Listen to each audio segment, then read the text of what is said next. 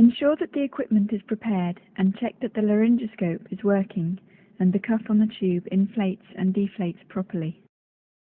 Pre-oxygenate the patient with bag and mask ventilation for up to 1 minute before attempting to intubate.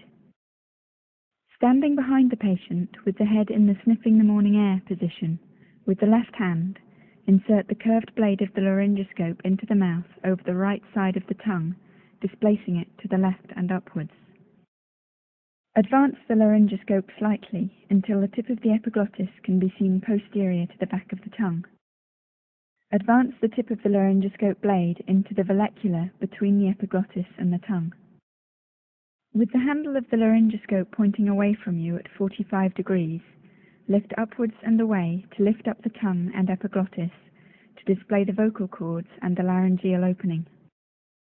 With the right hand, insert the endotracheal tube from the right-hand side of the mouth directly between the cords and into the trachea until the cuff passes through the cords. The markings on the tube at the incisors will show between 21 and 24 centimeters in the average-sized adult when the tube is in position. Remove the laryngoscope and inflate the cuff with approximately 15 mL of air to prevent air leaking during ventilation. Attach the tube to the bag and valve apparatus and ventilate the patient with the oxygen flow on 12 to 15 liters per minute. Confirm the position of the tube by auscultating over the apices of the lungs, the axillae and the stomach.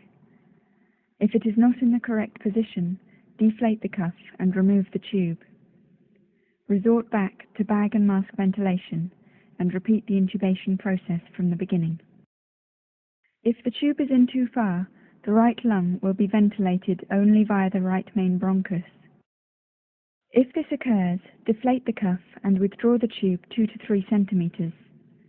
Re-inflate the cuff and recheck the position. When the tube is in the correct position, tie it in place with cotton tape and attach the tube to the ventilating apparatus and ventilate the patient.